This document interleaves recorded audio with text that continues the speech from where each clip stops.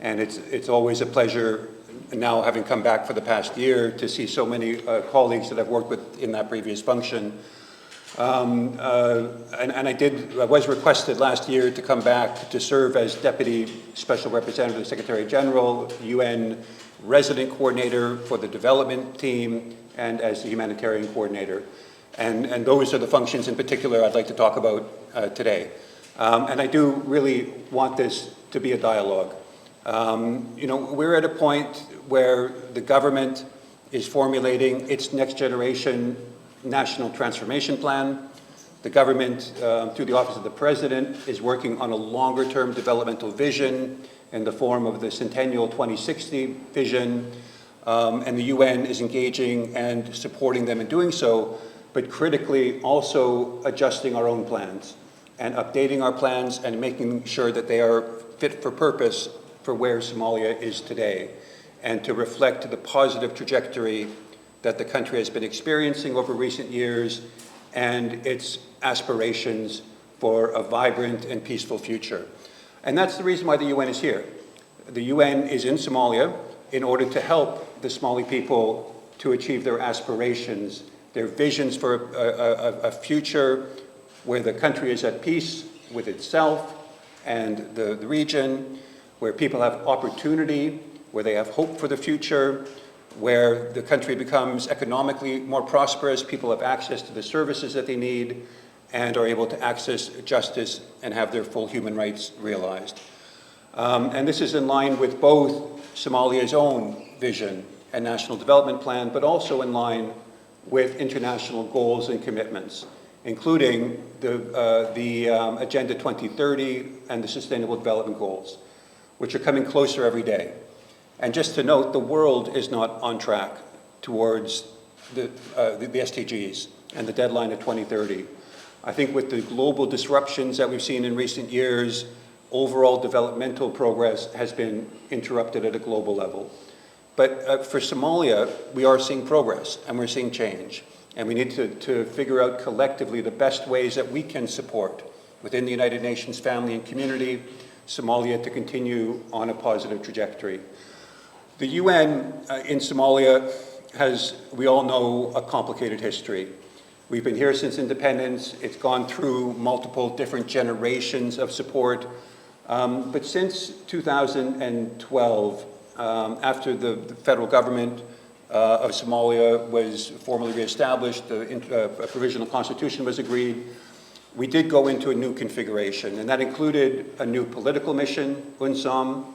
It included a new support, operational and logistical support mission called UNSOS, supporting the African Union peace support missions, and including Somalia security forces as well on the logistical side. But then, of course, the core of the UN's engagement in all developing countries in the world is through the UN country team. And that includes both development actors, humanitarian actors, and double-headed actors that do both humanitarian and development.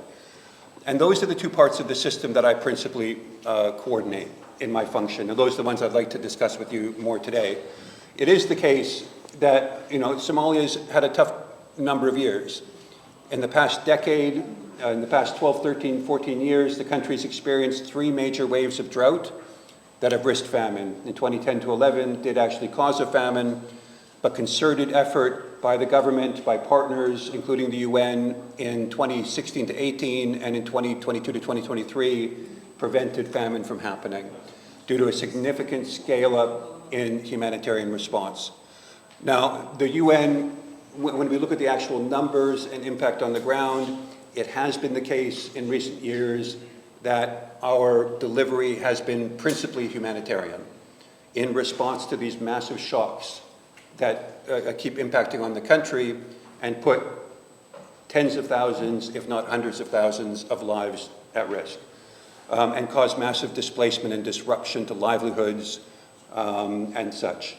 What we have also, however, and we saw this in 2022, 2023, where the country started the year at the tail end of the worst drought in over 60 years that risked a famine, although a famine was through concerted and joined up effort led by the government, supported by the UN and other humanitarian partners, a famine was prevented, but it ended the year last year with the worst flooding in 100 years, impacted by the El Nino phenomenon. And this causes the system to have to really focus in on saving lives and on ensuring that the most vulnerable, including the most marginalized, are best supported to maintain lives and livelihoods.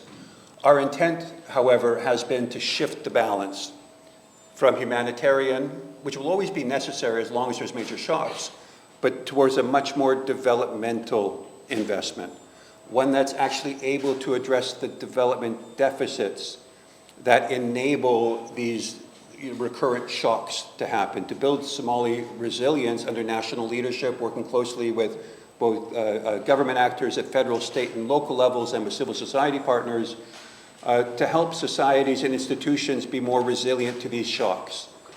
When we look forward to the direction of the climate crisis globally, we should be very worried.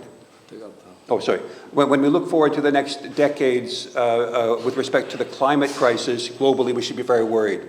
Somalia is at the forefront of the impacts of the climate crisis. This means that the types of shocks that the country is experiencing will get worse. The cycles of drought are getting shorter and shorter and more extreme. But that doesn't mean they have to turn into disasters. A more resilient society that's able to cope with, that's able to adapt to these changes, can ensure better protection and safety and prosperity for its people. And so our intent is to work with Somali authorities under very much their leadership to help to break this cycle of recurrent crises in Somalia and to have a better investment into climate adaptation, into development, into reducing risks for the future, and managing these risks so that they don't turn into disasters, and so that Somalia can continue on its pathway towards peace and prosperity. Maybe I'll just leave my introductory comments there, and I really do want to get into the conversation, have a back and forth, because as much as you're here to listen to me, I'm here to listen to you. We are redeveloping our strategies. We're going to develop a new UN cooperation framework for the country over the course of the next months. We need to understand what your aspirations are as youth across the country. We need to understand what your vision is for the future of Somalia and how we can best work with the authorities at all levels and with civil society actors to help you make that a reality. Thank you. Thank you, George. Thank you.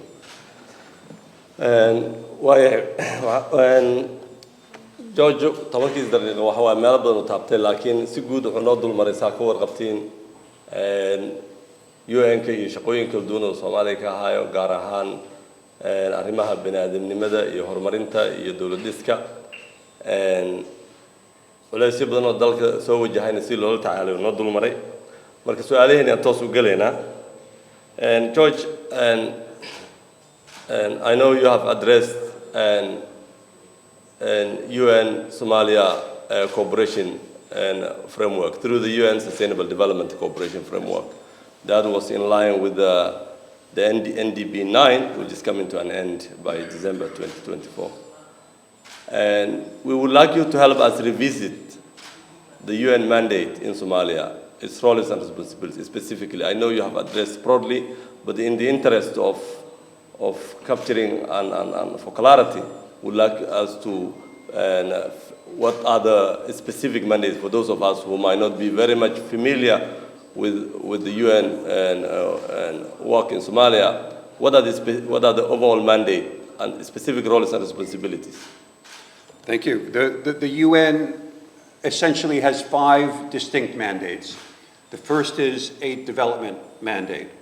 And this is one where UN country teams work, and these are the technical agency funds and programs in Somalia, of which there's 24 that do work in Somalia now. They're the agencies that you know, UNDP, UNICEF, FAO, WFP. There's 24 of them in total, specialized agencies that work in their areas of specialization. So that's the first mandate, is development, and that's present in all developing countries in the world. The second mandate is the humanitarian mandate. And this is a mandate that is delivered in countries that experience whether natural or man-made shocks and disasters. In some countries where those are few and periodic, the humanitarian system comes in, supports, and then goes away. In countries where there's protracted or recurrent crises, the humanitarian system comes in and continues to operate over a course of many years. And in many cases, that is the same agencies. It can be UNICEF, WFP, FAO, that operate more from a humanitarian life-saving mandate. The third mandate is a political mandate. And the political mandate, it operates with the consent of the host government, but on mandate from the UN Security Council. And typically, political mandates, special political missions, as we call them, are intended to help countries go through complex transitions. And that has been the case with UNSOM, the UN political mission, special political mission for Somalia, since 2012. We have, in this instance, a peace support logistical operational mandate as well. And that's in the form of we have two missions in Somalia. That's the second mission called UNSOS, the UN Support Operation for Somalia. And that provides logistical support to the AU, but also to the Somali security forces. And then the fifth mandate, which is fundamental to the Charter and the foundational reason for being of the United Nations, is on human rights. And that is both protecting human rights, monitoring human rights, and ensuring that governments and all actors, including all armed actors, live up to human rights standards in their conduct. So that's the broad set of mandates. Now, Somalia is an integrated mission, which means that we have integrated leadership under a special representative of the Secretary General, who is supposed to ensure coherence amongst all of those and that they're mutually supporting the aspirations of, and the broad purposes of the mandate, which again, in the Somali case, are to support a peaceful future, a prosperous future, and a Somalia that is achieving its own aspirations as well as international legal obligations. Thank you. Yeah, and as a follow-up question, George, and with all this important and varied work of the UN in Somalia, many of us are wondering what is the strategic logic behind the timing of the UN transition in Somalia. And what does this mean for the future of the UN in Somalia? Does this mean the end of the UN, or is the UN going to rebrand itself in so many other functionality? And in short, what is the logic, the significance, and the modality of this transition in this interesting time in Somalia? Thank you. The mandates, that's a really good question, and obviously a timely question. The mandates in Somalia are integrated, but distinct, and under different authorizations. The agency funds and programs are here with the agreement of the government, many going back decades and decades. My own previous organization, UNDP, had been present in Somalia since the 1960s. We have a signed agreement that structures our cooperation that was signed in the 1970s, and we agree on multi-year programs of cooperation every 4 to 5 years. And that's the same for many of the technical agency funds and programs, whether it's FAO, WFP, UNICEF, and the others. The presence of the country team will continue as long as Somalia requests our support. The political mission, UNSOM, is on mandate from the Security Council, but with the consent of the government. Earlier this year in May, the government asked us to have a conversation around a transition of the political mandate back to a regular country team. That conversation is very much underway right now. And I'm not in a position to say what that's going to look like. What we've communicated to the government is we want a UN that is in line with their vision for Somalia for the future. And parts of what they're requesting from the UN by way of support are better delivered through a political mission. For example, the government has been very clear in its commitment to one person, one vote elections. over the next couple of years. And that's an area that a political mission is very well positioned to support on. But again, this conversation is very much in play right now. The government is discussing it. We're further discussing it with the government. And we'll see what those conversations reflect over the course of the next literally days and weeks. And I've been involved in those conversations together with my colleagues from UNSOM and others. It's been a very positive set of discussions, understanding the mandates, understanding what the government's path of travel is, what support it needs for the UN. It's clear, though, for me, that in a changing world, the UN, as all actors, need to adapt. That we need a new configuration that's relevant to an evolving context. This is not the Somalia of 12 years ago. This is not the Somalia of 20 years ago. This is a new Somalia. And we need to be an updated UN to reflect that. For UNSOS, for the support operation, many of you know there's a discussion around post-ATMIS arrangements. ATMIS is scheduled to depart by the end of this year, and there's a discussion with the African Union about a new configuration. UNSOS, we understand the government will be requesting it to continue to support the African Union successor arrangement as well. And the human rights mandate will always continue. Because that's a global mandatory feature. And as a follow-up question, based on the UN experience in other transitions, in managing transitions, what are the best practices, lessons learned and best practices for Somalia? What do you think are the opportunities and challenges in this transition? There's a lot of opportunities. Certainly, we've learned a lot from transitions globally. We've studied them for the Somalia case.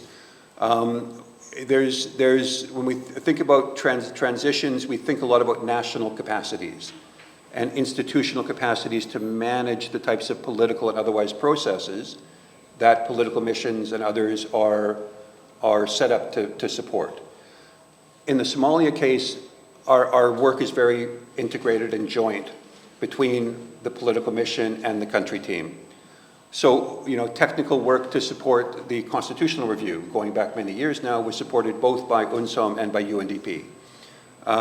The elections and the previous indirect elections that have taken place in 2012, 2016, 2022 were supported by the UN, both through the political mission and through UNDP. But there's a number of areas of joint integrated engagement, whether it's between the mission and UNICEF on child protection, on issues of gender between the mission and UN Women as a separate agency. So what we've learned is that, first, we have to be investing in Somali national capacities to manage these processes. That would include an independent electoral body that would continue to support elections into the future. It would include, ensuring that there's adequate capacities within Somalia to safeguard human rights. And in those instances, then in good transitions, those functions would transition to the national institutions, and an external function would no longer be necessary, but with ongoing capacity development support from the rest of the UN country team. That's what we've learned from other missions, yeah. Thank you. And George, you see, we have a youthful room. Yes. Over 75% of our population are youth. We have an unemployment rate of well over 70. Yes. There is overarching perception that the UN employs more internationalists than localists in Somalia. What's your take on that? Well, on UN employment first, I don't have a take on it. We have numbers on it. We employ about 3,000 people as staff across all of the bits of the UN in Somalia. Of those, 60% are Somali nationals. 40% are internationals. Now, there's a difference between the different parts of the UN. The agency funds and programs, in particular the bigger ones like WFP or UNICEF or WHO, hire disproportionately national staff. Upwards of 80% of their staff are national staff. The missions, however, because of the way that they're structured, tend to hire more international staff. But there is an ongoing discussion on strategy within the missions to understand how they can make that shift from relying more on international staff to engaging with more national staff for so many valid and important reasons. And that's also a conversation we're having with the government as part of the broader transitions. And they've asked us the same question: can we increase the number of Somali nationals? And yes, we're very committed to that, and we would like to do so. On broader employment issues, you mentioned the youth employment program that we used to collaborate on. The UN has many, many platforms through which we engage with youth on technical and vocational education, on business entrepreneurship, on innovation, on engaging in the digital economy. But the problem is they're not at the scale that's needed to have the impact on the unemployment levels that you're speaking to. And in fact, we're having a conversation just later this morning with the new Somali Development and Reconstruction Bank and with the government economic institutions about how do we update and upgrade and scale up our strategy here as we go into our next national cooperation framework. The National Transformation Plan is very private sector driven. It's very growth focused. And this is something that we need to recalibrate our strategies to get a much greater focus on employment opportunities at scale and preparing the youth of Somalia for a type of economy that's different in the future than it was in the past.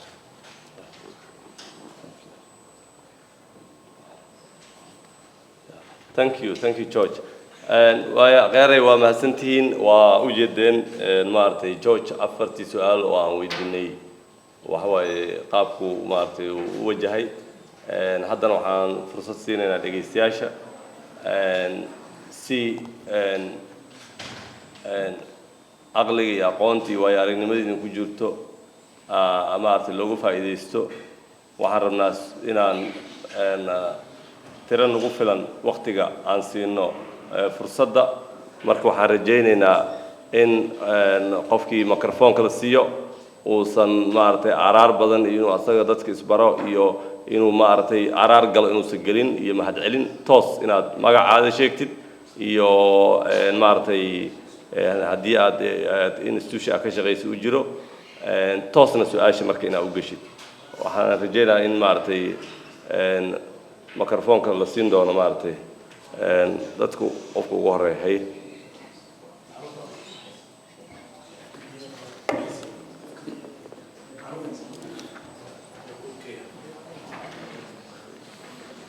gabadhan ku bilaabeena gabadhaas dambe u geey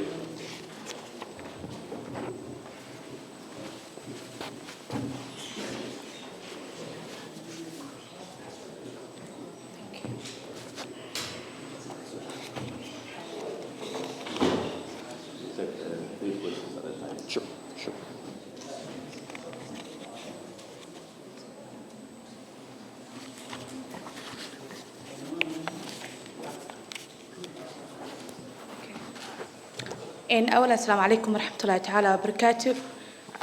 مقعيق وحياة شيخ يوسف أنا بروفيشنال سوشيال وركر. أنت إنجليز أهلا وقت قاعد معنا مك صومالي جارو أنا كوبوسيو. هات UN كا صوبته أساس من وحيد هايبو مركو دجال كلا بعد الدون كودعي كده بأساس من I think صوبته أساس من وحيد هايبو إن دت كود دت كدبني أساسي جهلاو إن صوت لسان. So reason Somali u joogaana waxay tahay inay UN-ka wadanka maadaama uu burbur ku imaaday in waxyaabihii loo baahnay asaasigii ee dawladdu qaban lahayd waxyaabo kale ku mashquulsan tahay inay dib u dhis u sameeyaan so sida loo ark 2024 na waa la marayaa UN-ka say u magac hadal hayeen iyo sida uu wadanka wali u yahay isma lahan reason-ka ka hadlay waxay tahay inta badan waxay dhahaan caruurta kale ama womaniska wax loo qabtaa عروتي ومنس كم كلا هنا دبك يكوجران دبك يكوجران مان كدم بس نصيب بتاعه كله ريب كله gender based violence كله إنه يصيب بتاعه مرك محاكيني كرو إنك إنه هالكاس أساسي دب وفيرين لا ده هاي حق الدولة بس أقوم مش قوسن تهاي تسار بينا ويديو.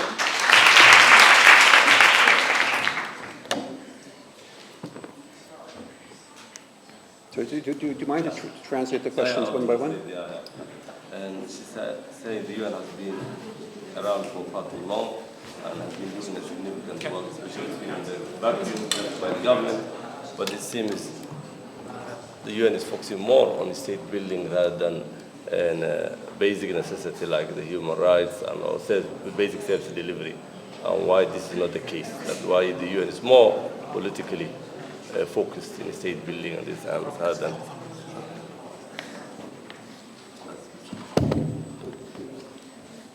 وما سنتين رال هذا وحرا سدح سؤال هل مرنا سكو قبرنا ما فهمت مركا سؤال أنا داد هنا يو مودريتور كنا أودي بايا أذيك قبداس يركاس كلا تقول كان هيا أذيك بالله ما قاعد سؤال شطوس. Okay, بسم الله الرحمن الرحيم. Soomaali waa ku socon karaa filaya aad ma santiin magacaygu waa Mikail Abdulqaadir Seeraar waxaan ka socdaa ururka Shabeelle Youth Union ama ururka dhalinyarada Shabeelle waxaan su'aashayda waxa weeyaan markaan joogno Soomaaliya ama dalkeena waxa ka jirta bulshada marka loo fiirsho qaybo kala duwan ay ka kooban tahay qayb waxa jirtaan codkoodu meel dheer gaari marka ama loo yaqaano minority community dadkaas oo kale waxyaalaha qaar ay bulshooyinka kale helaan ee codka leh sida iyaga fahansan yihiin macnaha sidee iyaguna ay u heli karaan si la mid ah xuquuqaadka sida maaragtay aan noqoto waxbarasho ha noqoto cadaaladii ha noqoto wax loo yaqaano waxyaalaha community support loo yaqaano iyo wixii la mid ah marka sidee marka dadkaani ay u sinaan karaan marka community ahaan la joogo sidoo kale marka la joogo as UN sidee loo sinaan karaa waayo maadaama kulanka meetingkeena ama meeting marka loo fiirsho minority community ay jaanis u helin UN ka iyo hay'adaha kale international ka ah inay su'aal weydiiyaan aad ma santii go to our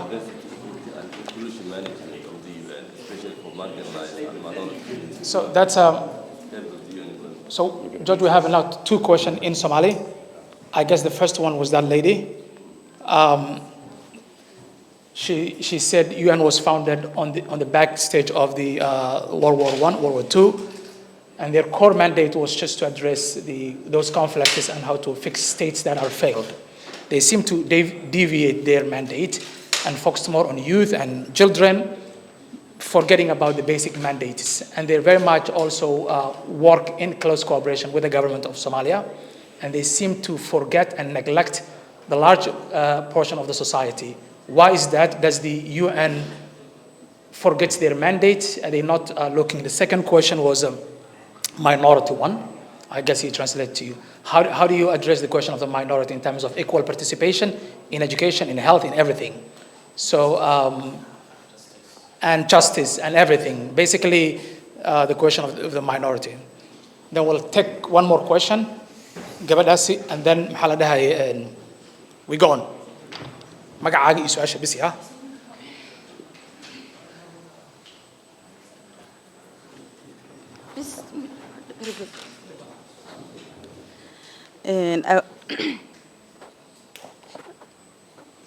أولا السلام عليكم ورحمة الله.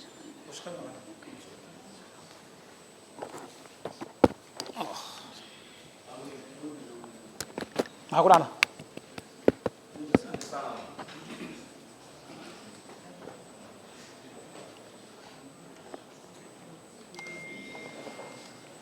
كله.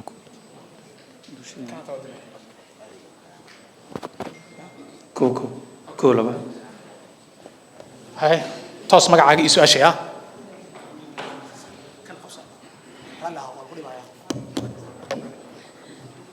السلام عليكم ورحمة الله وبركاته. مجيء وأيان أحمد عمر أنا كسعته SOS. وحان ربا UN كينا ودي شخصي أهان حاجته ضد بدن أو العاوية أو family أو ضد هين. وحان ربني ملا حريرتين هذا UN تتهين قلوين كاس أو SOS أو relationship ملا سمستين ما دين صوته أو حاجته مال company اللي يجي أو محلي هذا مال أو عروض الوحنانية. مركا ما دين أو مكا وضع هذا شيء أو ما وضع فريستين نعدول دين تكسو عتيم تنكله وحاجته. أوكي. magacaaga muxuu ahaa ayaan okay haye then next inta kale taan u gudbaynaa ninkii macruuf ah so that's SOS yeah you translate to go ahead So especially on on children and UN's children program, maybe the the CAT, the care. And if there are any child focused programming and interventions. Yeah, okay. So if I understand the first question was we're focusing too much on state building and not on the... UN was founded on building states that are collapsed after the World War II. Yes. They seem to deviate from their mandate, focus too much on children and women and youth. Why are they not focusing on their core mandate of rebuilding institutions and people and supporting the people? In terms of institutions. In terms of Focusing on building institutions. Yeah. So closer to like this. Yeah, okay. All right, thank you. Do I need both of them? Together, yeah. Okay, so thank you for the 3 rounds of questions. If I understood the first question, it was that the UN was established to support countries to reestablish themselves out of conflict, to build institutional capacities, to deliver to their people, but we focus too much on delivering services to vulnerable people or to humanitarian assistance. Is that the question? Okay, yeah? Okay. So we do have, yes, we have an obligation to support people with a range of supports, especially when shocks create risks to their lives. And this is why we have seen in Somalia significant investments on the humanitarian front. But that's from a part of the system. There is much of the system, including the political mission, including core development agencies like UNDP, that are heavily invested in building the capacity of Somali institutions at all levels, at federal level, at state level, and at local government level, in order to be accountable and to deliver services to, including justice, including security, including enabling economic environment, and yes, basic services to their people. There has been a lot of investment over many, many years. Certainly since 2012, the UN system has been focused on reestablishing federal government institutions, including strengthening the civil service, strengthening legislative mandates of institutions, working with public service commissions to ensure that there's a sustainable civil service that's able to be funded by the government itself. The UN was involved in the establishment of the new federal member states between 2013 and 2016, including setting up of the new state ministries in the 4 new federal member states in the south. And the UN has been very recurrently involved in establishing local governance functions. We have a long history of working with local governance in the north of the country, in Puntland, for example, on strengthening the interface between local government and the people, on trying to harmonize taxation revenue and investing that revenue back into local service delivery, notably education and health services. That experience on local governance in the north, which was very successful, we're now looking to apply in our collaboration with the state governments and federal government in newly recovered areas in the southern states, where significant efforts have been made by the government to control territory, to push back non-state armed actors, and reestablish district and local governance systems. And there's a lot to learn from the other local governance work around this. So we are very much seized of the state building agenda. That is absolutely the case, but it has to be balanced with delivery for the people. Right? And it has to be, but the government has to take ownership and accountability for that service delivery. We in the international community cannot continue to substitute by doing direct service delivery ourselves. We have to support national institutions to take on that responsibility, and this is why we're going through this own transition ourselves. from a humanitarian to a development modality. We're having discussions around better using national systems, including a use of country financial and budgeting systems for our programs so that we're directly supporting them. On the second question, please, again, just on diversity and minority inclusion, this is an important issue. We have had a whole series of conversations in recent years on how do we address some known and structural imbalances. We had a review on this issue that was done last year that looked at whether or not minority communities were equitably accessing assistance, and we found some discrepancies and disparities. So we have been taking corrective measures. As one example, for example, on the Somalia Humanitarian Fund, the SHF, we have criteria for promoting local partners, local and national community-based organizations for funds, minority groups, and other marginalized groups have been included as selection criteria. As part of that, they still have to meet the other criteria for capacity and whatnot. But that was a criteria that was introduced this year in order to make more equitable how our humanitarian financing goes to different regions across the country. That's one example. We have civil society representation in some of our key some of our key forums, like the Humanitarian Country Team, and we now have a representative of minority rights groups that participates in that group to help advise us on our collective strategy for inclusion and equitable distribution across all of Somalia's diversity. So I think we are making motions here, and we're having consultations as to how we can continue to do better. The NGO Consortium for Somalia, at our request, has just finished a couple of months ago a report to us on what we can do better in terms of inclusion and diversity in our response. So I can assure you it is something that we're aware of and we're trying to do better. And on the issues around children associated with armed conflict, this is a mandated area of UNSOM. Right now they do have a child protection team. UNICEF is also very seized of this, as they have global mandate as well. UNICEF, as the UN's children agency, has broad-based and at-scale programming in support of children across the country and reducing their vulnerability across health, including vaccinations of under 5s.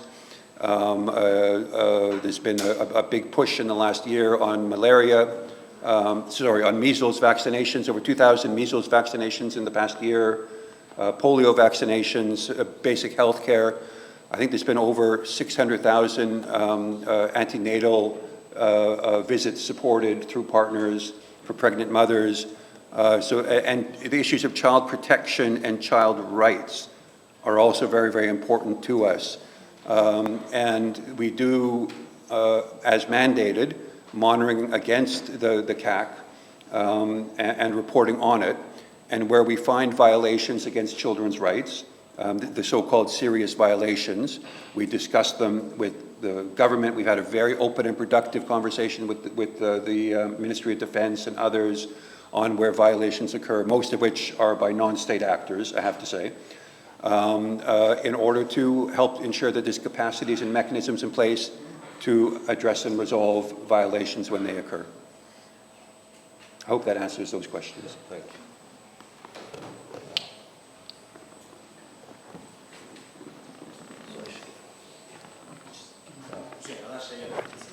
Yeah, okay. Okay. So, gabdhaha u baahannahay, so please, magacaaga iyo questionka straight. Thank you very much. My name is Abdi. I'm a durable solutions expert with UNHCR. Thank you very much. Just wanted to ask on the environment and climate. I understand that Somalia, among many countries, the least contributors to the climate emission, and I understand there's a gaps on the fundings that they receive those countries. Just wanted to understand the UN here. Has there been any progress in terms of getting more funds on the climate?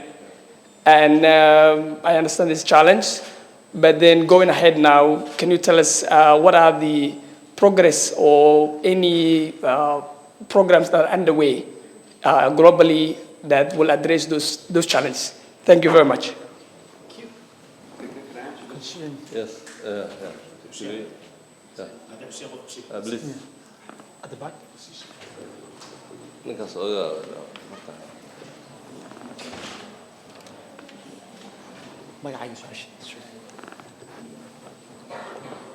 First, my name is Abshakur Mualim Shima. I'm a civil servant. So I need to ask you my question. My question is, what strategies are in place to combat terrorism and piracy in Somalia? Because these two issues affected many youths in Somalia. What strategies are in place to combat tourism and piracy in Somalia? Preventing, countering, and countering and preventing and countering violence in Somalia. What are the strategies of the UN? Somalia waxay ku digtay. Somalia ay mutaayis.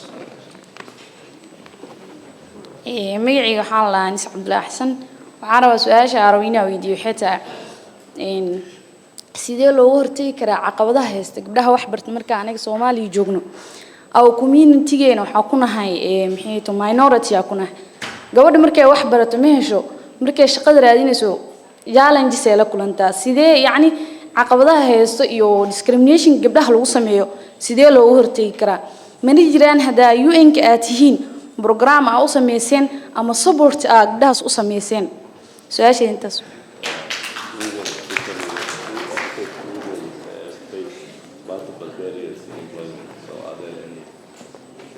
programs or interventions that the UN has in gender mainstreaming.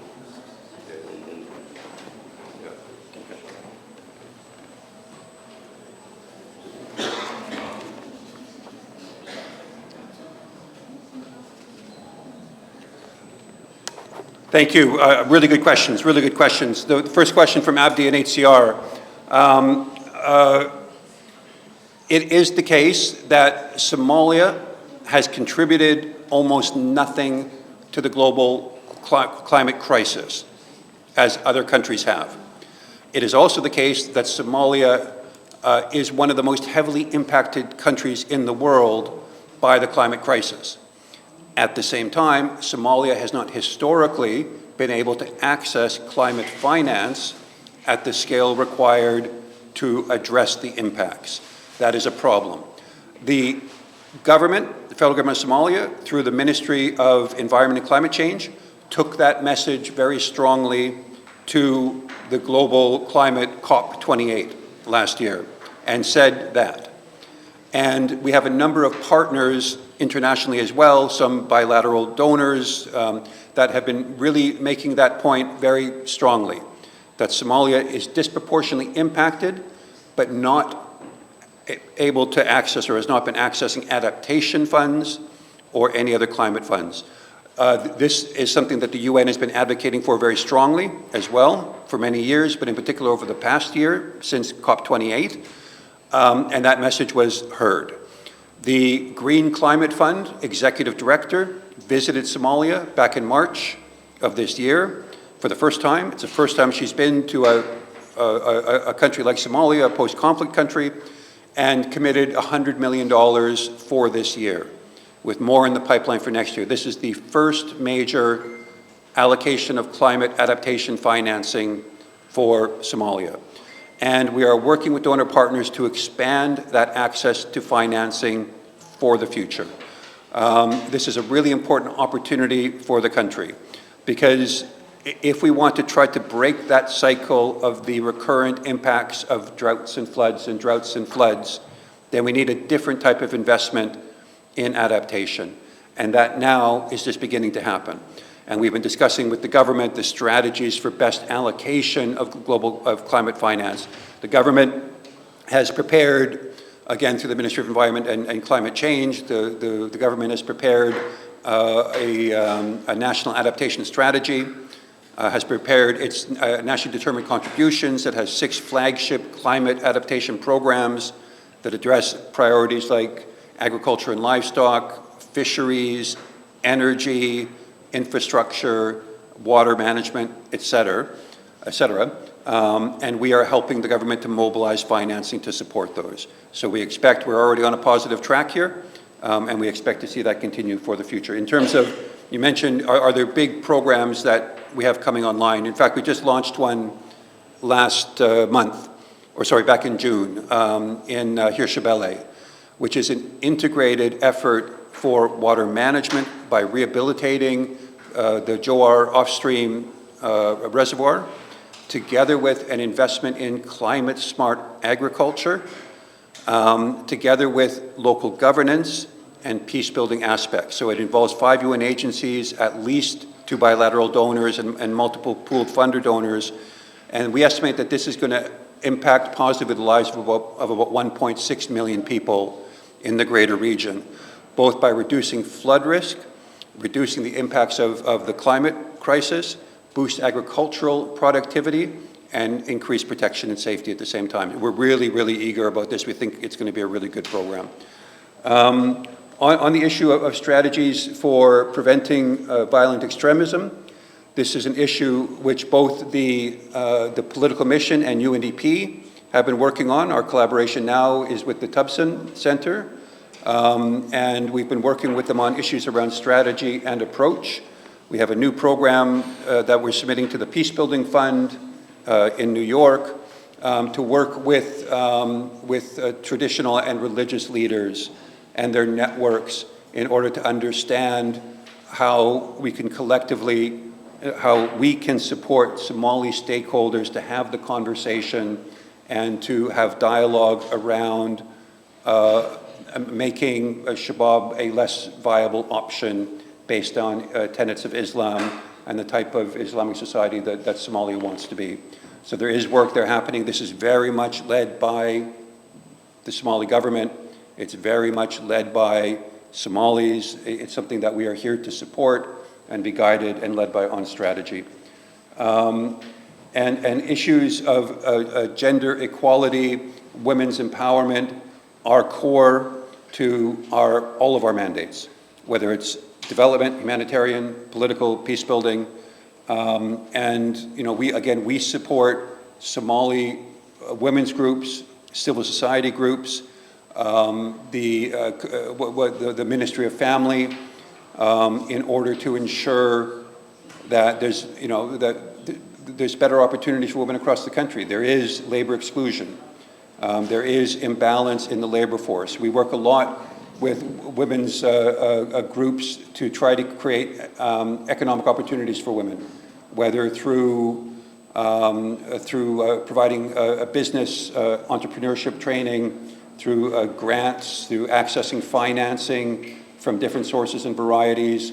I think in our last year of activity, we supported something like 600 women-led enterprises to start up and to flourish. So this is something, likewise, it's a system-wide priority. And this isn't just a Somali priority, this is Sustainable Development Goals number 5. So it's a global international commitment for all of us. Thank you. And saddex su'aalo kale aan qaadayna. Ninkaas dhalinyarada u geysay si geeska.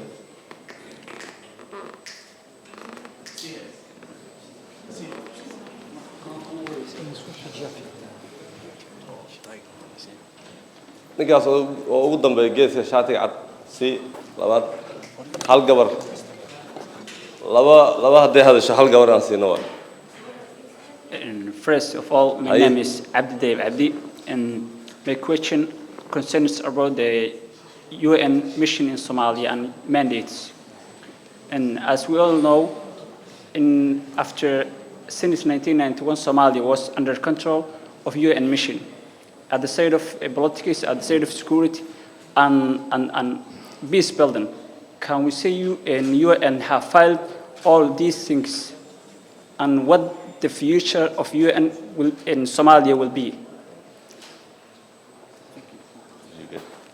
So we have gabar xaq joogtay sanad another gentleman ay dhahday ninkaada boqka ka haa and then gabadha geeska joogtay adeena magacaaga Bismillah. Magaygu waa Jamaal Abdullah. My name is Jamal Dubad. And you mentioned humanitarian mandates in Somalia.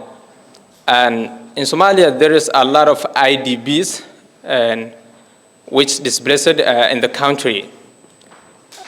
The humanitarian agencies gave them cards which taken by monthly payment, which is insufficient. Previously, they used it to rear their livestock and cultivate their farms. Now they are taking less than maybe $50, some of them. So what is the plan of UN due to these people? This is my question.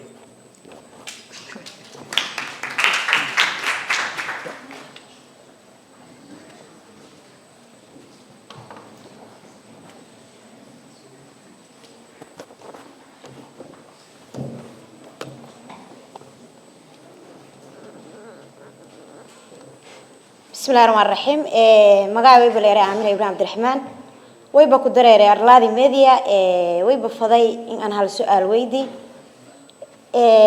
يو إن كويبا جري ورقضية هديدياس أو لنيجا أمنيجا أو وليبا تارجت بوينتس يكشجس يعني تارجت إيريا جواب جار أو لسكيل عليو يعني قارحيها كسؤال كران ويرها كسؤال كران يشجسه سؤال ويبا يو إن ك يعني سكوجا هذا ميولوجا سيت أنت شبابها وين ركرته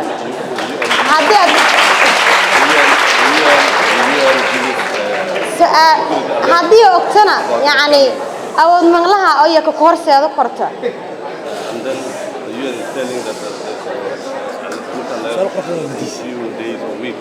something will happen.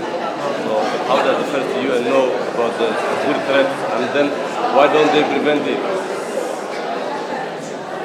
Okay. Please, هل مرة أنا أمسنا سؤال شلي جوابه. أنا سؤال ما سألك جرتو. Okay. فضل هلا مسو نارتي. مراجع ما هاي مراجع. ها؟ Amina is from the Arlada TV. You got it. Yeah.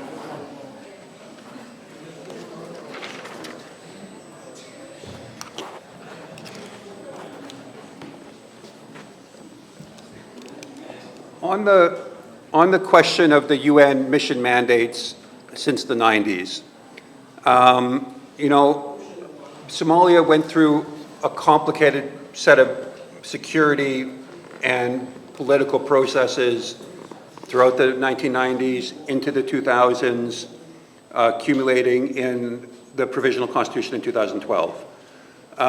Since 2012, we've seen a new generation of the progress Somalia is making. You know, the UN is not here for the UN to succeed. The UN is here for Somalia to succeed, right? And for Somalia to make the progress that it needs to settle its disputes peacefully, to establish institutions that function